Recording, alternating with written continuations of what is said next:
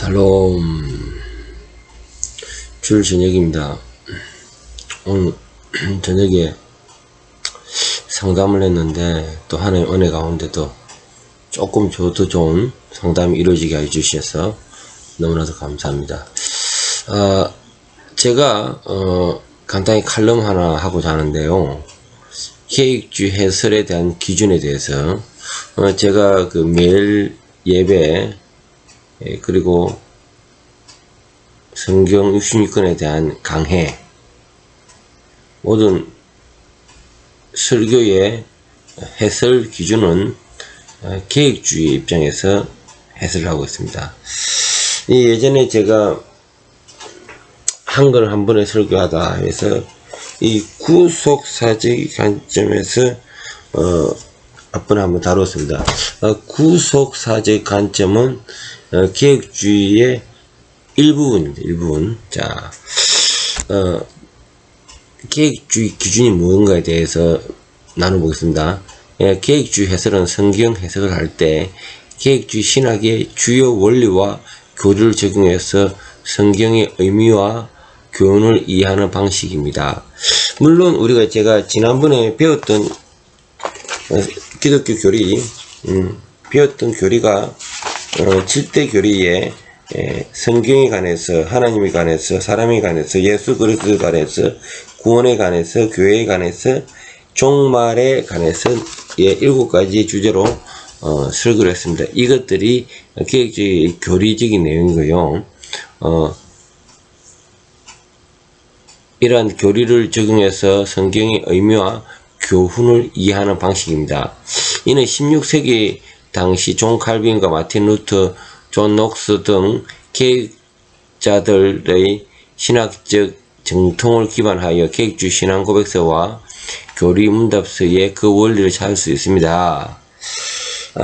계획주의에서는 다음과 같은 핵심 기준의 성경을 해석합니다. 첫 번째, 하나님의 주권을 강조합니다. 모든 것이 하나님의 절대 주권이 있습니다. 성경 해석의 모든 부분에서 하나님께서 모든 것을 다스리시며 인간 역사와 구속의 역사를 주관하신다는 관점을 유지합니다. 이 기준에 성경의 사건, 인물, 가르침을 해석할 때 그 모든 것이 하나님의 주권 아래에 있음을 증개합니다. 예수님 십자가 사건은 단순히 인간의 실패나 비극이 아니라 하나님 구속 계획 안에서 이루어진 주권적 사건임을 해석됩니다. 자, 두 번째, 성경의 절대적인 권위. 계획주는 성경을 하나님의 무오한 말씀으로 받아들이며 성경은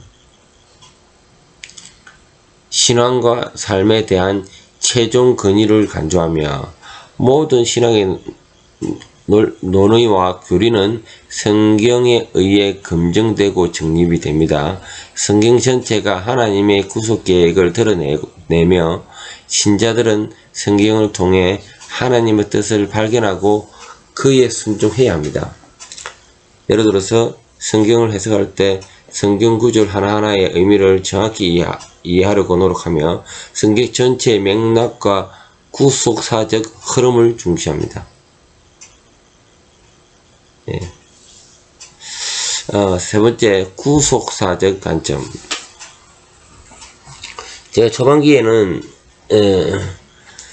구속사적인 관점에서 설교로 한글에 한번 설교하기로 했습니다. 그런데 이제 중간에 제가 어느 날 바꿨죠.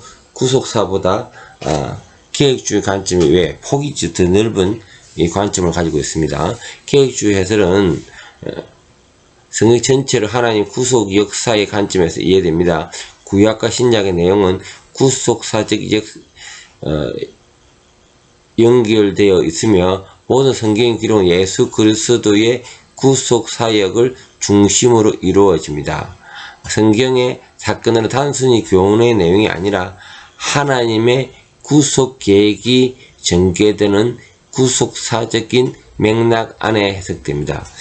성경 해석을 교훈이라든가 다른 인문학적이라든가 뭐 이렇게 해석하는 분들이 있는데 성경은 그렇게 보는 것이 아니고 예수 그리스도가 66권에서 어떻게 나타나시며 하나님의 사역이 이런 창세기부터 계시록까지 요한계시록까지 하나님의 구원 계획이 구속 계획이 어떻게 펼쳐져 있는 것이 이게 구속사적 관점입니다. 예. 예를 들어서 구약의 희생 제도도 단순한 의식이 아니라 예수 그리스도의 속죄 사역에 예포한다는 것으로 해석됩니다. 예. 66권이 구약의 어떤 권도 다 예수 그리스도의 상징함이 있다는 겁니다. 자, 네 번째, 성경의 통일성과 일관성. 계획주는 성경 전체가 하나님의 영감으로 기억되었으며 서로 모순되지 않고 일관된 메시지를 가진다고 봅니다. 성경의 다양한 책과 저자들이 기록된 내용이 하나님의 통일된 구속 메시지를 전달한다는 점에서 성경은 하나님 계획 안에서 일관성을 유지합니다. 일관성을 유지합니다. 예를 들어서 구속의 예언이 신약에서 성취되는 방식은 성경의 일관성을 보여줍니다. 구약의 약속된 메시아가 신약의 예수 그리스도를 통해 성취된다는 거. 그렇죠. 이렇게 구약은 예표와 신약은 예수 그리스도의 말씀이 성취가 된 겁니다. 예표와 성취. 이렇게 말씀이 한 맥으로 이어져 갑니다. 다섯 번째, 언약 신약. 계획주 신학에서 중요한 개념은 언약입니다. 언약. 약속이죠. 하나님은 인류와 여러 언약을 맺으시며 구원의 역사를 이루어 가십니다. 이 언약들은 하나님의 주권적 은혜와 인간의 책임을 반영하며 언약의 성취는 예수 그리스도 안에서 이루어집니다. 계획주의 해설은 아담과의 행위 언약, 아브라함의 언약, 은혜 언약, 그리고 신약에 있어서 그리스도 안에 성취된 새 언약 중심으로 성경을 해석합니다. 다시 한번 더 이야기하겠습니다. 계획주에서 아담과의 행위 언약, 아브라함과의 은혜 언약, 신약 그리스도 안에 성취된 새 언약, 이렇게 언약이 성경을 해석합니다.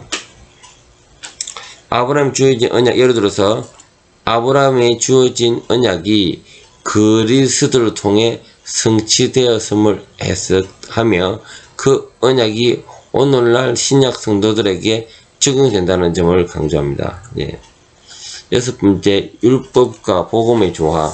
계획주의의 해석에서는 율법과 복음에 대립하는 것이 아니고요, 서로 조화를 이루며 성취된다고 봅니다.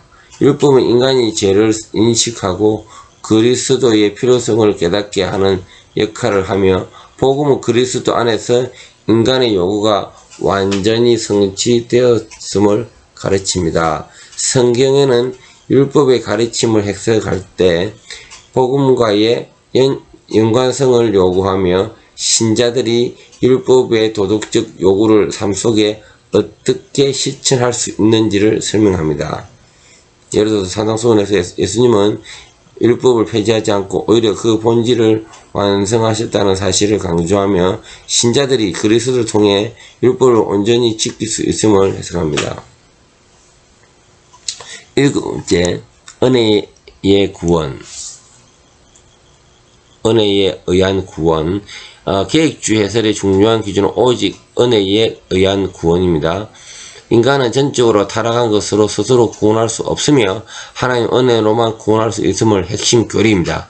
성경은 모든 구원 사건과 구속 메시지는 하나님 은혜를 강조하며 그 구원은 전적으로 하나님의 주권적 은혜에 의한 것에 강조됩니다. 예를 들어 아브라함이 하나님으로부터 받은 약속은 그의 행위와 자격이 아니라 하나님의 은혜로 주어진다는 것이 해석됩니다. 신약에서도 구원은 하나님 은혜로만 가능하다는 원리로 모든 성경은 해석을 중시됩니다. 자, 8. 교회의 중요성. 계획주의 신학은 성경이 교회 공동체 안에서 해석되고 실천돼야 한다고 가르칩니다. 교회는 하나님의 백성이 함께 모여 예배하고 성경을 배우며 그리스도 안에 성장하는 장소입니다. 계획주의 해설에서 성경이 단지 개인적인 적용을 그치는 것이 않고 교회 공동체와 하나님의 백성 전체를 향한 메시지임을 강조합니다. 마태복음 28장 대위 임령을 해석할 때 이는 개인에게만 주어진 사명이 아니라 교회 전체의 주인 사명으로 해석됩니다. 계획주의 해설은 성경을 하나님의 주권적 구속 계획의 기록으로 보고 성경 전체를 통일성이 있고 구속사적 관점에서 해석이 됩니다. 이러한 해석은 성경 권위를 기초하며 하나님의 언약과 그리스도의 구속 사역과 은혜의 구원 그리고 신자의 삶과 교회 공동체의 사명을 중심으로 이해됩니다. 그런데 이런 해석에 있어서 개혁주의의 해석의 함을 저는 전적으로 일관적으로 설교를 하고 있습니다. 해설을 하면서 때로는 신복음적으로 때로는 구속사 중심적으로 이렇게 가서는 안 되겠다는 겁니다. 계획주의가 추구하는 계획주의 교리와 계획주의 해설의 입장에서 저희가 매일 예배나 각종 66권에 대한 설교를 하고 있습니다. 그래서 통일성 있게 제가 말씀을 풀이하고 그 말씀을 적용하는 부분을 기준이 오늘 8가지 다시 한번 더 이야기하겠습니다. 하나님의 주권의 강조 2. 성경의 절대적인 권위 3. 구속사적 관점 4. 성경의 통일성과 일관성 5. 언약신학 6. 율법과 복음의 조화 7. 은혜에 의한 구원 8. 교회의 중요성. 이런 8가지로 기준이 삼아 일괄적으로 계획주의의 해설을 하고 있습니다. 자, 기도가 마치겠습니다. 주님 감사합니다. 계획주의 해설에 있어서 일관성을 가지게 해주시고 또 이것을 잘 이해하지 못하는 분들도 이해할 수 있도록 도와주시옵소서. 예수님 이름으로 기도합니다. 아멘.